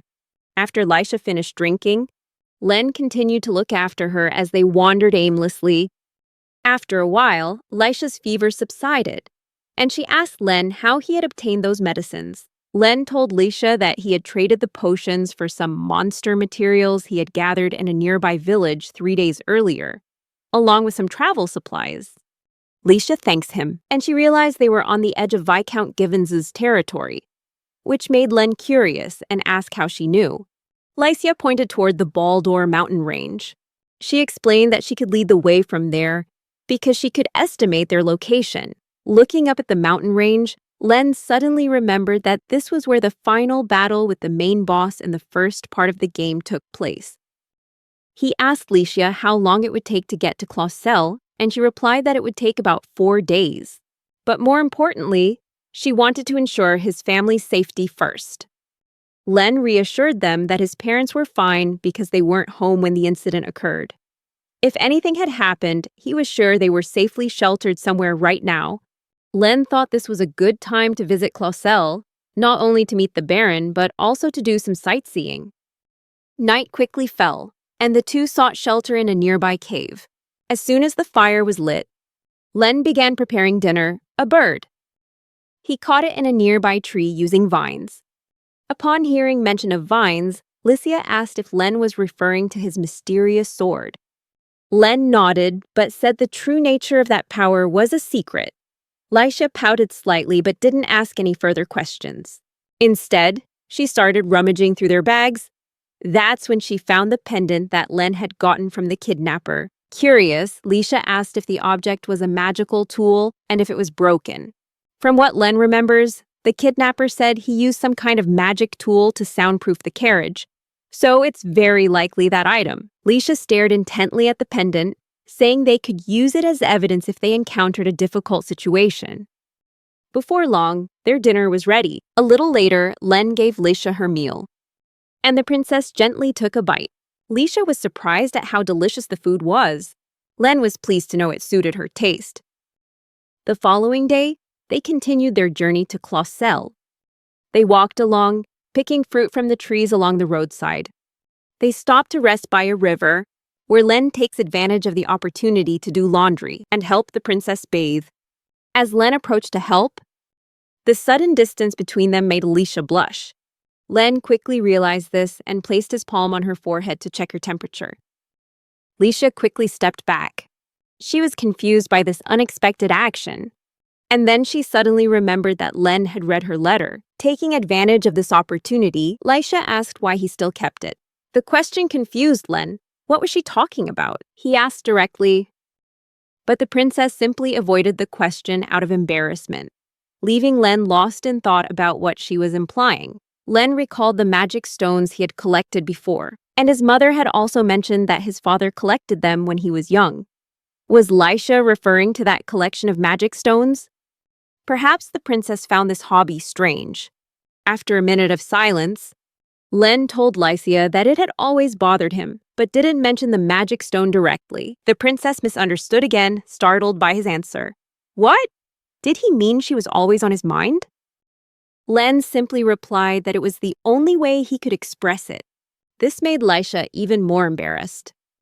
She stammered, saying that he could do whatever he wanted. This made Len think that perhaps the princess didn't like the magic stones, because they were taken from monsters. He quickly apologized for his strange hobby, but Lycia misunderstood again. To avoid prolonging this awkward conversation, she quickly changed the subject. She told him to just call her by her name. This made Len even more confused. They both passed through another village, where Len traded materials from monsters for food. An old woman asked them where they were going, and Len explained that they were just travelers with no specific destination. The old woman said that if they kept going straight, they would reach Clausel. This led Len to ask what was so special about that place. According to the old woman, a recent adventurer, the adventurer said that the Baron there was about to be punished. This time, it was Lycia who spoke up and questioned the old woman again. Why did something like this happen to her? The old woman replied that she didn't know, but there were rumors that the Baron had incited the monster to attack Viscount Gibbons. Without wanting to delay another moment, both of them immediately set off for Clausel. Lycia knew for sure that her father would never do such a thing, so it was clearly a made-up story. Meanwhile, at Clausel, a luxurious carriage appeared in the city. It attracted the attention of the people. The persistent knight had previously welcomed the arrival of Viscount Givens at Clausel. He happily reported that once they gained control of the land, the influence of the heroic faction would expand significantly. The Viscount coldly replied that in order to save Leomel from ruin, their first task was to defeat the Clausel family. Baron Clausel and Viscount Givens finally confronted each other. The representative of the Attorney General stated that the royal court will carefully consider this matter in accordance with the great royal law, based on the arguments presented to them. He added that the official announcement would be made tomorrow morning at the same time as today's hearing. Everyone present began to murmur in surprise at this decision. The Baron finally spoke. He said he already knew what the outcome would be. In a few days, he would be taken to the imperial palace and punished. Although Vios tried to suggest they file an appeal to take the case to the royal court, or even a good faith trial, but the Baron interrupted. Just looking at Viscount Givens' face was enough. The Baron said, he seems to know full well that victory is already his. Whatever he does will likely face interference, and that's the best-case scenario, before the trial even begins. However, he still found it strange that a high-ranking nobleman would resort to such extreme methods. This led the Baron to wonder whether this was merely a factional dispute. Back to Len and Lisha, the two decided to camp in the woods that night. The princess was settled in her camping bed. Len stayed awake all night, thinking about how he could save everyone. As things stood, the Baron would be wrongly accused and lose his power. And worse, according to Licia, not much could be expected from the neutral, high-ranking nobles. What could a child like him possibly do? Licia wasn't actually asleep. She was quietly observing him. Len had told her he was thinking about what he could do to help the Baron. She told him to call her Licia, and in return, she would call him Len. She sat up and suggested they set off early in the morning. They need to return to Clausel immediately to testify about the kidnapping. However, the question is whether people will believe them or not. They needed evidence linking the kidnapping to Viscount Givens. They both wondered how they could help the Baron. As discussed, they set off at dawn. They walked through the rubble in the forest, vacant lots. And soon, Lisha realized they were in familiar territory. Even though they had strayed from the main road, Licia told Len that as they passed through the forest and hills ahead, they would soon reach Clausel. Hearing this, Len asked if they were safe, and Licia confirmed, as there would be guards from Clausel patrolling the area. However, as they both took a few more steps, a familiar but unwelcoming face appeared before them. It was Viscount Givens' knight. His knights breathed a sigh of relief upon finding them. Both Len and Licia froze, completely taken aback by the sudden appearance of these knights. Viscount Givens' knights explained that they had been searching for them for the past few days at the Baron's request. From within the bushes, more of Viscount Givens' knights appeared. They surrounded Len and Licia. Don't leave them any escape route. Viscount Givens' knight continued to say that they needed to leave immediately and offered to take them back to safety. They both fell silent. Meanwhile, Licia bowed her head and asked if she could resolve the matter.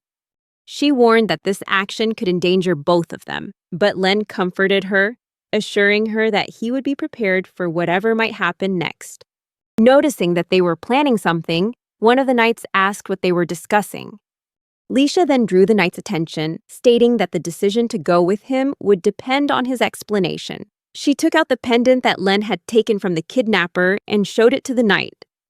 Licia asked him if he recognized the pendant, but he replied no, even asking what it was. However, Licia quickly noticed a subtle change in his expression when his eyebrow twitched slightly. She explained that it was a magical device they had obtained from the kidnapper. Viscount Givens and his knights disagreed, and he offered to accept the pendant as proof. But Licia refused, saying she would have the merchants check it. This statement made the knight hesitate, and Licia went on to explain that the Merchants Association would know who was selling it, or at least have information about the previous owner. The knight tried to convince her, saying it was impossible because there were too many magical devices in the Leomel Empire. Lisha understood that this magical item was very valuable because it wasn't common, and she was confident that the leader of the merchant guild in the capital could find information about it. Knowing the origin will help them determine whether the item was stolen or whether it was given to a kidnapper by someone else. If the latter is the case, the person who gave it to the kidnapper will certainly have to appear in court and be held accountable for their crime. Because someone deliberately slandered the Clausel family, a tense silence prevailed. When the knights exchanged glances, however, Viscount Givens and his knight commander continued to feign ignorance, saying it was all the more important if he were the one to carry the item, and demanding that Lisha hand it over to him. Lisha called him an idiot because they had no obligation to hand over anything to him. Moreover, they were in Clausel territory, and even the village where the kidnapping occurred was under their control. The knight tried to protest, but before he could say anything, the princess interrupted, saying that she did not want to be protected by an unreasonable knight. Then she told Len that they should continue on their way, even though the knight said they needed an escort. Lisha insisted, saying they didn't need an escort as they were almost at the city. She didn't even trust anyone to protect her besides Len. She strode past the knight and said it. The knight gritted his teeth in anger at her actions. Then he drew his sword and prepared to attack Len and Licia. He demanded that they go with him. However, before the knight could act, Len summoned his sword. He used his sword to cut through the other man's sword, then cut his hand. This resulted in him being completely disarmed. Despite his injuries, the knight still clutched Len's cloak. Meanwhile, Licia thanked Len, as the knight was now unable to harm them. Now, they can bring Viscount Givens to trial for another crime. Licia used her sacred magic. Lisha sent him flying backward off his horse, and the magic began to burn his arm. The remaining knights decided to intervene, preventing Len and Licia from escaping. Len summoned his wooden demon sword. He used natural magic to imprison the other knights. This creates an opportunity for both of them to escape. Viscount Givens and his chief knight ordered the rest of the men to give chase. Because they needed to report the matter to the Viscount, they had to capture Len and Licia alive at all costs. The other knights pursued them. They were determined to capture Len and Licia alive, and the chase lasted all night. Licia was now desperate, begging their horse to try just a little harder. And she promised that they would reach the human settlement if they could get over the hill ahead. But surprisingly, the same cloaked figure was waiting for them at the top of the cliff. With mana eaters ready and waiting for orders, their kidnappers had anticipated that the two would pass through this area. Before Len could react, the monster with the hammer raised its hand. The ground shook, and immediately afterward, the ground collapsed, preventing their horse from moving further. Plant-like and insect-like monsters quickly emerged from cracks in the ground. Lisha turned to Len, asking for a sword, and they found that the monsters had devoured the two knights who were chasing them. The beast trainer appeared from above, saying that he knew Lisha wouldn't surrender easily, so he was forced to use force. If they continue to resist, he will have no choice but to kill them. Len uses natural magic to trap the bee-like monsters, while Lisha chopped the mushrooms. Together, they eliminated all the monsters, but Len noticed that she had become much stronger. Of course, she practiced hard to beat Len. However, despite joining forces, neither could deny that they were outnumbered, and they will soon be exhausted unless they defeat the beast trainer.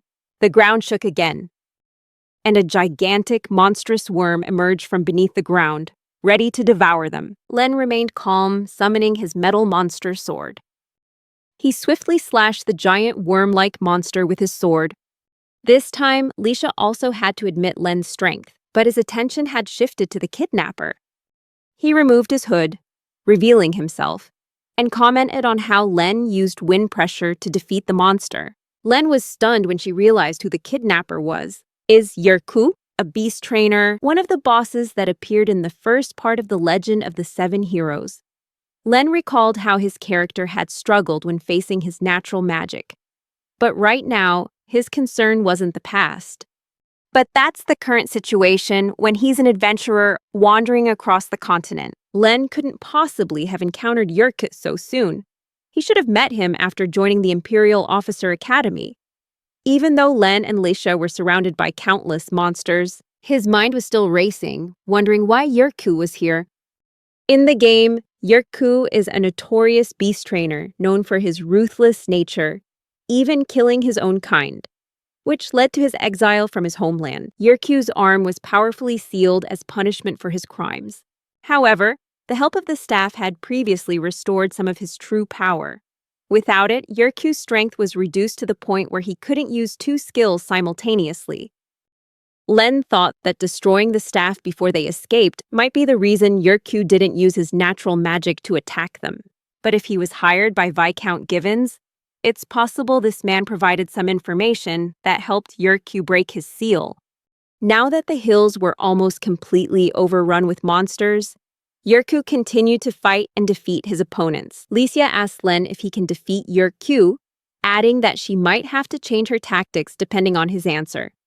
This monster trainer has 2 D-level monsters by his side, and if the Mana Eaters attacked both of them, Len thought it would be their defeat. However, the surprising thing is, Licia isn't that pessimistic. She reminded him that she was the Saint of White Light. Unexpectedly, Licia began to gather energy, sparks of light like dust swirling around them, as she bowed her head and touched the tip of her sword to her fingertips. Len felt a powerful surge of energy coursing through his body. Before Yerku could even realize what was happening, Len and Licia had wiped out the monsters in the blink of an eye. Thanks to Licia's holy magic, they destroyed all the monsters, until a Mana Eater flew toward them. Mana Ite spews flames upon approaching. Licia used sacred magic to protect them. Meanwhile, Len severed the monster's wing as it approached. This caused the monster to cry out in pain and burst into flames. It incinerated the remaining monsters in its path. With Licia by his side, Len believed they could get through it. However, a giant worm monster emerged from beneath the ground. Despite facing numerous immediate threats, Licia also believed they would win as long as Len was by their side. Len was determined to destroy Yerku. As their horses charged toward the enemy, amidst the burning corpses of monsters, Len raised his sword, preparing to deliver the decisive blow. But at that moment, Mana Eater appeared, blocking Yerku's path and protecting its master from the direct attack. The Mana Eater monster rammed into them. This caused both of them to fall off their horses. Luckily, Len managed to catch Licia just in time. Meanwhile, Yerk stood there, bleeding, until the rock beneath his feet crumbled under Len's attack, amidst the charred corpses of monsters scattered everywhere. Len checked to see if Licia was okay, noticing how weak she was. As he suspected, sacred magic was too much for her, compounded by her illness. But he couldn't dwell on that thought any longer. Len realizes that his enemy is still alive, even though he was injured, and he laughed maniacally when he saw the blood on his hands. He didn't know if all the blood had been drained from his body yet, but as long as he bears the mark, his sole objective is to kill as many people as possible. But now, even that has become impossible.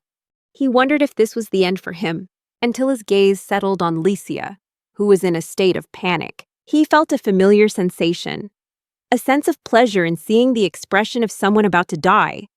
That feeling filled him with exhilaration, especially when he was close to someone. Len became more wary of him, asking what the monster hunter intended to do. Suddenly, the previously injured Mana Eater emerged from the rubble behind his enemy. At this moment, Yerku extended his hand, and he ordered Mana Eater to bite off his arm. A look of madness appeared on Yerku's face when he ordered the Mana Eater to devour both his left arm and the seal. The monster immediately complied, creating a gruesome scene of bloodshed right in front of Len and Licia. After devouring the left arm, the Mana Eater proceeded to eat its master's right arm, causing Yerku to cry out in both joy and pain. Before the monster could devour his arm, its body began to transform. Chains emerged from Yerku's chest, imprisoning him, while a young sapling began to sprout beside him. It turned out that even sacrificing both arms wasn't enough to break the seal. But now, with things having come to this point, the monster hunter is desperate. determined to put an end to it all more than ever. He had barely regained his balance when another sword pierced his body. This sent the transformed mana eater flying. Meanwhile, Yurku's sapling produced a vial of medicine and crushed the medicine bottle, let the liquid spill all over his body. Despite being an expensive medicine, it couldn't alleviate the pain in Yurku's animal enclosure, as he could still perceive everything clearly. The mana eater began wreaking havoc. Just in time, Len moved Lisha out of the way. He summoned his spirit sword, just as Yurku finally ordered the monster to kill both of them. Before Len could land his first blow, the mana eater vanished right before his eyes. The mana eater appeared beside him and attacked him immediately. Len managed to dodge it, but was still thrown flying by the force of the blow, and the monster took advantage of the opportunity to strike him hard. In midair, Len's body remained suspended as Mana Eater decided to use her hind legs to crush him. Luckily, Len was quicker and managed to dodge the attack at the last minute. When the monster uses its tail to attack, Len didn't have time to get help, thinking they were in big trouble, because this Mana Eater was completely different from the monster he had ever known. Furthermore, it was already grade B, or perhaps the monster is much stronger.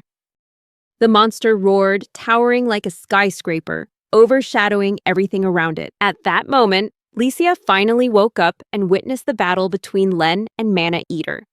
She witnessed Len being thrown around, covered in blood and bruises, right in front of her. As the monster began to approach, Yurku was completely covered in vegetation, reveling in the brutality unfolding before its eyes. Licia crawled towards Len and used sacred magic to heal him, enough to restore his consciousness. She held out her hand. "Thank you, Len, for always protecting her, even when she was selfish." She gave him a small smile and told him to go, to escape. As the monster approached, Len smiled back and told her that he would never leave her. At this moment, Mana Eater stood above them, preparing to crush them with its claws. Len turned around and blocked the attack with his sword.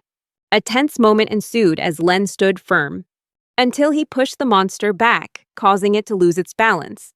Len also fell at the same time, his sword disintegrating. When he fell on top of Licia, his hand rested on her chest. His arms began to grow larger, and he saw in his notification that a new demon sword was now available for use. Mana Eater stood up, preparing to attack them. When Len summoned his new sword, he was determined to protect Licia at all costs. Len summoned a lightsaber. He pointed his finger at Mana Eater, creating a beam of light that pierced through half of the monster's body. The final beam of light enveloped its entire body, and also Yurku, the monster hunter. He also vanished when his body was captured in that beam of light.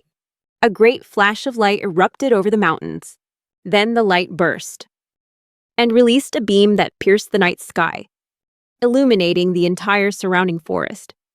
Len still doesn't fully understand the power he just used. Then he fell unconscious, with the light still swirling around them. At Clausel, the city came alive early that morning as most residents awoke to see the Baron before he was transported to the imperial capital. Even the public is skeptical, given that the trial ended just a few days ago, yet the court has already issued a verdict. They knew that Viscount Givens was an aristocrat, an assistant to the Minister of Justice. So many suspected that he was pulling the strings behind the scenes. Indeed, the baronial transition process had begun. Among them were Viscount Givens and his knights. Once the Baron's transfer is complete, the capital will take over control. One thing puzzled him. Why was the Viscount so interested in Len Ashton? He could understand if his lord were interested in white saints, but Len Ashton was merely a country knight. Upon hearing this, Viscount Givens smiled and revealed that he had recently stumbled upon some important information about Len Ashton. The Viscount believed that if he could control the entire Ashton family, then there would be a chance for the Givens family to rise among the heroes. The nobleman decided to withhold other essential information, telling the other man that he would understand later. If anything happens, he was more worried about the beam of light he saw at sunset. If it was the power of Saintess, then something could only have happened to Yurku. In response, the knight told his lord that he would dispatch the rest of his army to investigate, hoping they would be able to capture them soon. Viscount Givens issued the final order to resolve the matter, as he did not want the situation to become any more complicated. Outsmarting the emperor's faction was difficult enough, so failure was not an option. The two were so busy talking to each other that they didn't notice a figure standing and observing in the crowd. As they passed through Clausel's gate, they saw someone approaching them. They couldn't identify him because his identity was hidden in the morning sunlight. Everyone stopped, eager to know who it was. When Vios realized it was the princess and Len, he rushed to her side. While the baron called out to her, but was stopped by the other knights, Lycia said they would explain everything later, because at this moment she didn't want to waste Len's efforts. She turned to Viscount Givens. She spoke so disrespectfully that he felt a certain contempt for her impoliteness. The Viscount warned her to be careful with her words. But Lycia responded that she had no respect whatsoever for criminals. The Viscount was surprised. Then he smirked and said that it was her father who was the convicted criminal. Lycia did not respond to his accusation, but from her expression, it was clear the princess was trying to remain calm.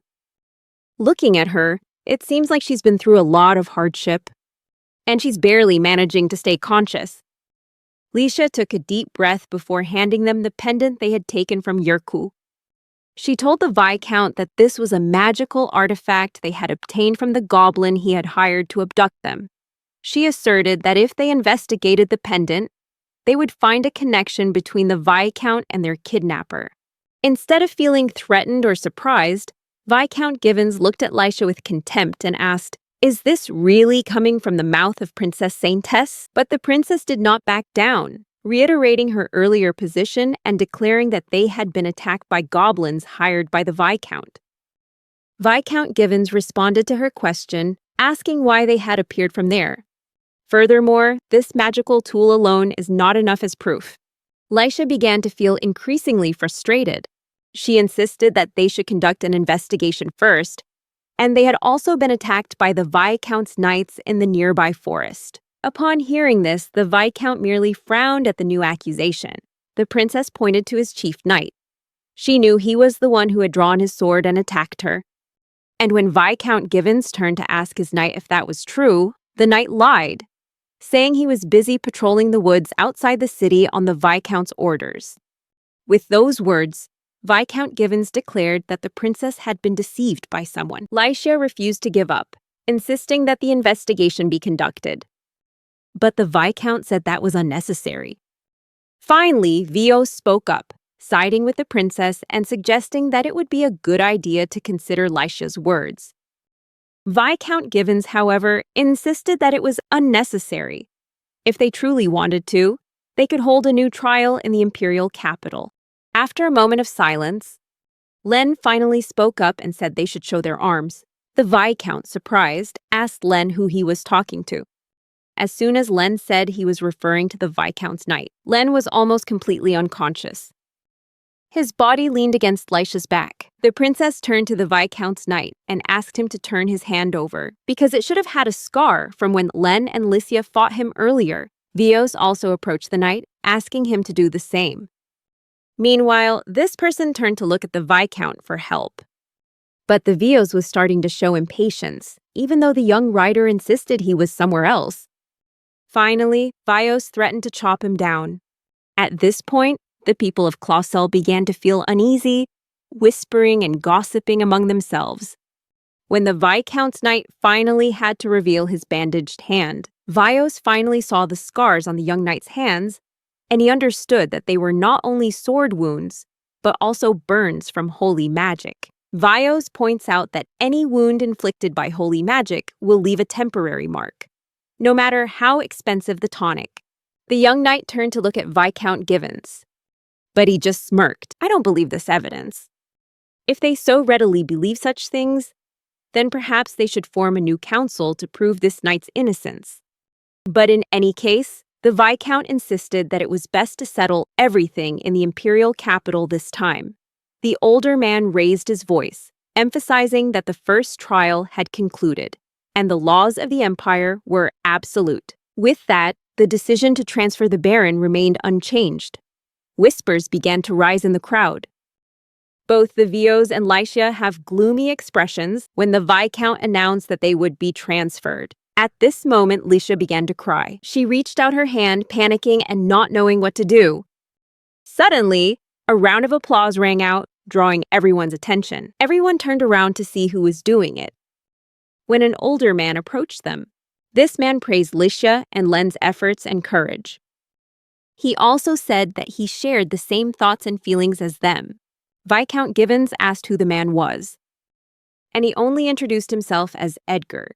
Edgar smiled gently and told Lycia that he would now handle this matter. Edgar offered to help them finish the story, and then they both turned to the Viscount. Edgar added that he had come because of Baron Clausel on his master's orders. Viscount Givens raised his voice, showing impatience as he asked Edgar who his master was.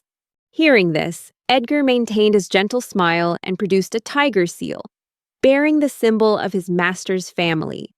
Viscount Givens, his knights, and representatives of the Minister of Justice all turned pale upon seeing it. Meanwhile, Edgar savored the feeling that they had recognized their master without having to reveal his name. Viscount Givens stubbornly refused to back down, implying that Edgar was definitely plotting something. Edgar calmly explained that plotting against the noble family was a crime punishable by death, something the Viscount must have been well aware of. Edgar turned to the officials of the imperial court and announced that not only was he free to act as he pleased in this trial, but he also had the right to name his master. Before the other person could speak, Edgar went on to say that there were some points of contention in this story, and for that reason, he proposed rescheduling the Baron's trial. Edgar told officials that his master was currently with Baron Clausel. He also sent his thanks to Len Ashton, to whom he is very grateful. If a similar situation were to occur again, Edgar's owner would follow up and resolve it thoroughly. Upon hearing the underlying threat in Edgar's statement, the officials and Viscount Givens only grew paler. The Viscount felt annoyed, wondering why this man had suddenly interfered in matters he shouldn't have. The pressure from Edgar's master only added to the Viscount's tension. Edgar declared that his master could now offer assistance without worry, thanks to the miracle created by Len and Lycia. After all, it was Len Ashton who had saved someone's life. Len opened his eyes and realized he was lying in bed. He was surrounded by an unfamiliar space. When Lycia woke up shortly afterwards, she hugged him tightly, tears streaming down her face. The princess told him what had happened. Len was surprised to discover that he had been unconscious for the past month. Lézard Clausel was also present in the room, insisting that Len should stay longer in his castle until his wounds healed. The Baron continued that, following the confrontation with Viscount Givens, a retrial was held that same day, and he was exonerated. Lycia's father was proven innocent, all thanks to the help of Len and the princess, for which he was immensely grateful.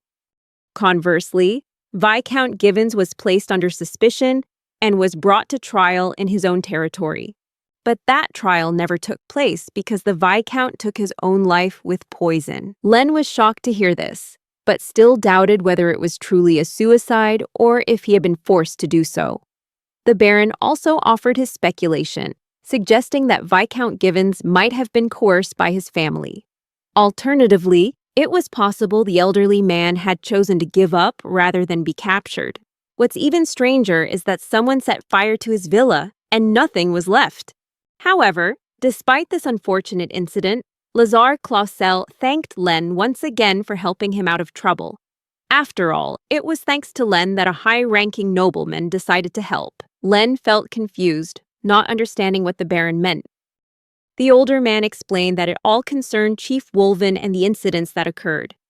The materials obtained from the monster's carcass were considered valuable medicinal ingredients, but there was a rather complicated aspect to it. The Chief Wolven's internal organs had to be kept intact, otherwise they could not be refined and used as medicine. Due to the difficulty in obtaining it, the medicine extracted from Chief Wolven is rarely distributed worldwide. But Len succeeded in killing the monster and keeping all its internal organs and other body parts in good condition. Because of their near-perfect condition, the Baron made an agreement with a Marquis who wanted the material, on the condition that he would cooperate with Lazard in case of an emergency. The medicine from Chief Wolven saved the life of the Marquis's daughter. He had been bedridden for many years due to illness. After recounting the story, the Baron gave Len the Marquis's card, saying that the Marquis had invited Len to his mansion upon seeing it. Len immediately recognized the family crest engraved on the card. Lezard Clausel eventually told Len that the card belonged to the Marquis Ignart, a great nobleman of whom the royal family was extremely proud. Now Len understood why the family crest on the card looked so familiar. That's the story of the final villain in the Legend of the Seven Heroes. The Marquis was a man of both military and cultural talent, behind the impressive development of maritime transport in the Empire. Despite being a respected nobleman, the Marquis collaborated with the enemy and plotted to resurrect the Monster King to destroy the Leomel Empire. In the game, Len remembers that the reason the Marquis turned his back on the forces of justice was the death of his daughter. And as far as he knew, there was no way to save her. This made him wonder if he himself had just saved her life. In that regard, is the plot changing? Len dismissed that thought because his parents had now arrived after the village was attacked. Len's parents had evacuated long ago and went straight to Clausel as soon as they heard he was safe there. Although their house had been burned down, they still managed to take some belongings that had not been destroyed by the fire. Len's father was relieved to see that his son was all right, so much so that, in that moment, Len suddenly remembered that his bracelet had absorbed Leisha's magic the moment he touched her. Although there are no more inscriptions on the bracelet, but Len couldn't help but wonder why it reacted that way to Licia. Furthermore, what kind of magical sword did he summon at that time? After meeting his parents, Len took a stroll around Clausel Castle with the princess. The two were chatting casually when Len suddenly stared at Leisha, wondering why he had done so. Although Len initially dismissed the idea, he still asked gently whether the princess had a magic stone with her. Licia was surprised. How did Len know? Did her father tell him? Len quickly apologized, saying it was just a joke, but Licia admitted that she did indeed have a magic stone within her body, and only the most powerful saints possess them. She asked Len to keep this secret, as only the saint's family and the elders of the temple knew about it. Len promised to keep it a secret, but deep down he wondered, could the magical sword he created be related to the legend of the Seven Heroes? This news story made him think more, but it also provides more answers than questions. Len couldn't help but wonder why he'd always tried to stay away from Licia. Len was determined to avoid a terrible future, one that people said was unavoidable. But now, he was in Clausel. If there's one thing Len is certain of, it's that he has completely changed the path of the original Len Ashton, the opposite of the dream he once had. His father should have died, and Yerkyu should have been just a mid-tier boss in the early part of the game. He also changed the fate of Ignart's daughter. But if things continue like this, will the Marquis betray the Empire in the future? Len realized that every decision he made impacted the world in ways he couldn't understand. Lost in thought, he was startled when he felt Lysa's hand touch his cheek. The princess was worried because he had suddenly fallen silent, and Len responded with a slight smile. He told her that he was just wondering who he was, until Licia cupped his cheeks and told him he was her hero, no matter what anyone else said. Back at the headmaster's office of the Imperial Military Academy, the blinding white light seen at the Clausel border became breaking news. Even the Imperial press reported on it, and it is currently being read by Principal Cronoa Highland, someone who is looking forward to a little excitement in their life. In the first part of Legend of the Seven Heroes, several notable events occurred as the story progressed. One nobleman died from an unknown cause, and a royal guard lost his mind and turned his back on the third prince. Some called it an invasion, while others believed it was the wrath of God. However, none of that is true. All these horrific events were orchestrated by one man, the head of a noble family driven by a thirst for revenge, Marquis Ignart. His daughter was seriously ill, and despite his vast wealth and power, he was unable to find the right ingredients to create a cure. The wolven monster's internal organs were exactly what he needed. Of course, the royal family had them readily available in case of unforeseen circumstances, but the emperor refused to share these resources with the Marquis. The emperor was not wrong to prioritize his family in case of an emergency. However, his refusal to marry the Marquis led to the death of the Marquis's daughter. Because of this, the Marquis harbored resentment toward the emperor. However, looking at what's happening in the current timeline, that bleak future is still a long way from becoming a reality. At the Marquis's mansion, Edgar recounted what had happened between the Saint and the Viscount at Clausel while he was serving afternoon tea. Based on the butler's story, the nobleman remained very impressed with Len. Ashton's character was affirmed by Edgar, with the Marquis even admitting that his resentment towards the Emperor had somewhat subsided after hearing about Len. Edgar intended to remind his master why the Emperor was acting this way. But the Marquis spoke first, saying that he understood the Emperor was only protecting the best interests of his family. He knew that, but accepting it was a completely different matter. Before Edgar could reply, the Marquis's daughter Fiona appeared. She was relieved to see the housekeeper had returned, causing Edgar to rush to her side in alarm. Fiona reassured him that she was fine and needed to be stronger. Furthermore, she wanted to hear more about the trip to Clausel. Edgar said it was a memorable trip, but didn't forget to remind her not to speak too casually to ordinary people like him. Fiona didn't mind because she had been used to speaking that way since childhood, influenced by her mother. She turned to her father and expressed her desire to go to Clausel to thank Len Ashton in person. The Marquis also wanted to do so, but Baron Lazard Clausel had asked them to wait a little longer, so they both had to comply with his request. In that case, Fiona suggested writing a letter. Her father also thought it was a good idea. However, he insisted that they should respect the Baron's request and urged his daughter to be a little more patient. Fiona's face showed a hint of sadness, but she understood her father's reasons. Nevertheless, deep down, she always hoped that one day she could meet Len Ashton to express her profound gratitude. At this time, in Clausel, Len was intently examining the Siracia green gem while everyone else was asleep. From what he observed, this extremely rare item appeared to be an egg. Outwardly, it was encased in a shell so hard that no weapon or sword could damage it. Upon touching it, Len could sense a source of power within. He speculated that if he offered a large amount of magic and the horn of a great dragon to this item, it might hatch. When the creature inside the gem was born, it would most likely swear absolute loyalty to its master. From what Len remembers from the game, the storyline mentions that inside the gem lurks an extremely powerful monster. So powerful that even the Demon King would have difficulty dealing with it. Even more noteworthy is that no one in the game ever found a way to hatch this gem or discover its true purpose. Ultimately, this ultra-rare item was only used as a commodity to exchange for cash. Just then, there was a knock on Len's door.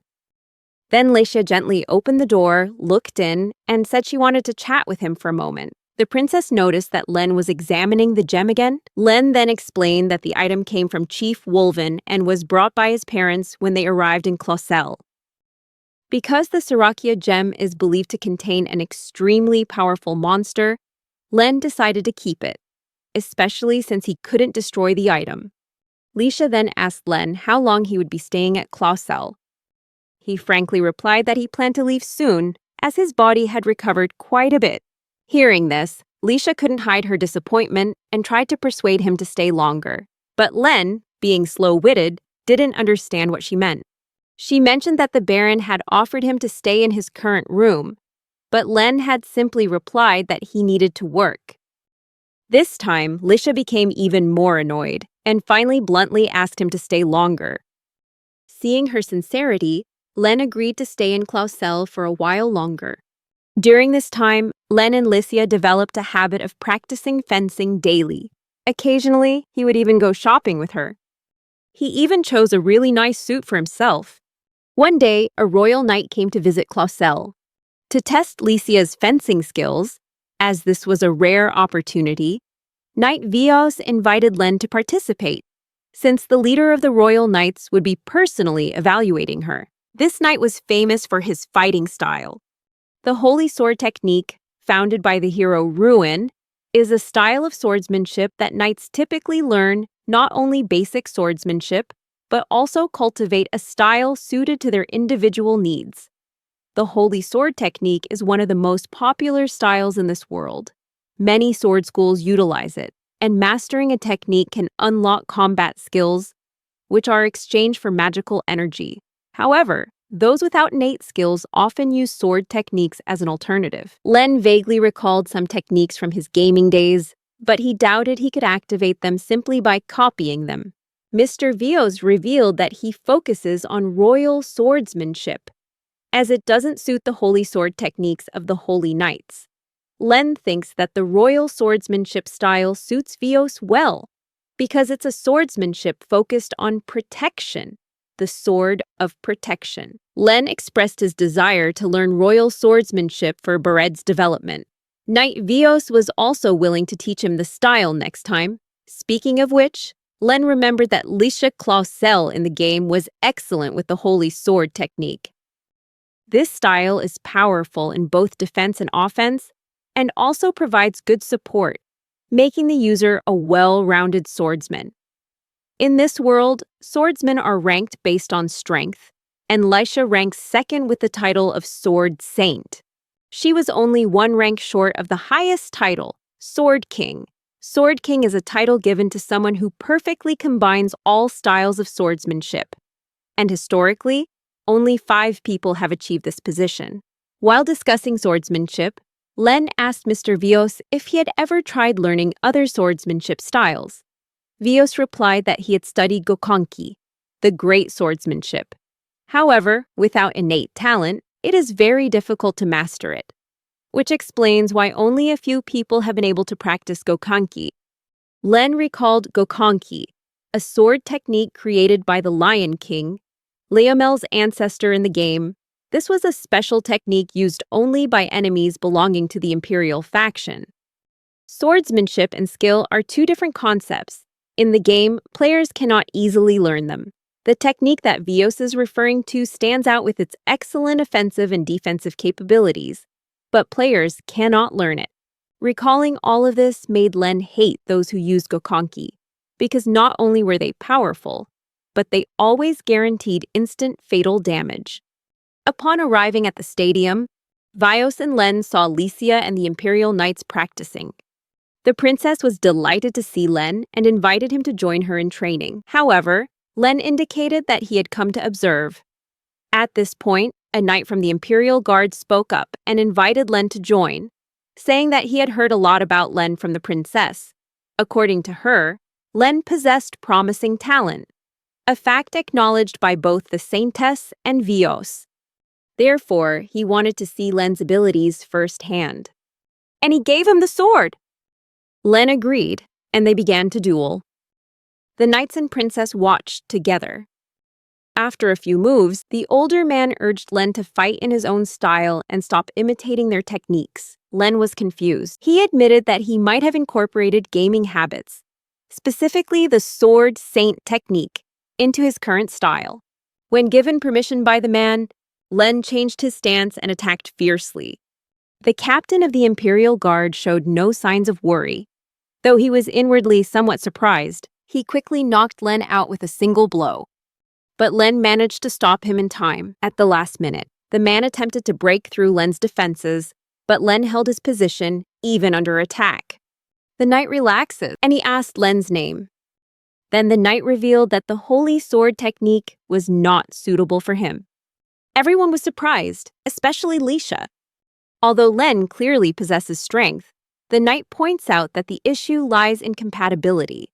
As Len has formed certain habits from training with his father, Len's fighting style is both intense and fierce. However, according to the knight, Len's inherent personality will hinder his ability to learn the sacred sword technique. The good news is that this problem can be remedied. But for Len, it will make it difficult for him to use the sword if he learns the sacred sword technique. The knight couldn't guarantee that Len would master the fighting skills, so it was best for him not to learn this technique, avoiding the development of bad habits. Len readily acknowledged the knight's remark and asked if he could learn just the basics of swordsmanship, to which the knight readily agreed. The training session has ended. When one of the knights asked his commander why he said that to Len, it was because Len couldn't use the holy sword technique. The old knight simply said that he had recognized early on that Len had a talent for a different kind of swordsmanship. Meanwhile, Len and Lacia were chatting in his room. Len asked the princess if she would like to study with the knight captain, and the princess replied that she found it perfectly normal. Len wondered why she had become so irritable in the middle of class, and he pointed out that she had a habit of playing with her hair when she was sad. The princess was surprised because she didn't know she had such a habit, but it turned out Len was just joking. However, her reaction now acknowledges that she was upset earlier. Lycia finally admitted that she'd been annoyed by what the knight had said to Len. Len didn't mind too much. At least now he knew better and wouldn't waste his time and effort learning that technique. Len told her not to worry about him and to focus more on herself. Lycia later shared that the captain of the knight's team pointed out that she had similar habits to Len. Eventually, she relearned his techniques and tactics in order to defeat him. This led her to develop similar habits. Fortunately, the knight said that Lycia's habits could still be corrected, but she didn't like the idea. To her, it was like being told that the goal of defeating Len was wrong. Len advised her to worry about herself instead of him, but Lycia was also happy to learn other sword techniques. She realized she didn't need to try to learn the sacred sword technique. There might be another school of swordsmanship that suited her better. Len remained silent, thinking to himself that he was certain the princess would master the swordsmanship she was learning. At that point, the princess decided to turn the question back to him. If they told you that the techniques your father taught you were unnecessary, would you agree? Len thought for a moment, but before he could answer, Lycia knew they were the same. However, Len points out that he is merely the son of a rural knight, so he is free to learn other sword techniques. Lycia, on the other hand, is the saintess of white. The princess said she was not obligated to comply. Her father had always encouraged her to learn freely and find the path she wanted to take. She also wanted to live freely and become a worthy person in the future, in memory of her late mother. If she starts to change her deeply ingrained habits and finds it difficult to do so, that's when Lycia will feel her time has been wasted. Ultimately, it's better to start learning a different swordsmanship style from scratch, which will help her develop more. Hearing her say that, Len realized that Lycia was an independent person and not just a character in a game. After saying that, he promised to help her find a suitable swordsmanship school. But Lycia corrected her, saying that was their style of swordsmanship.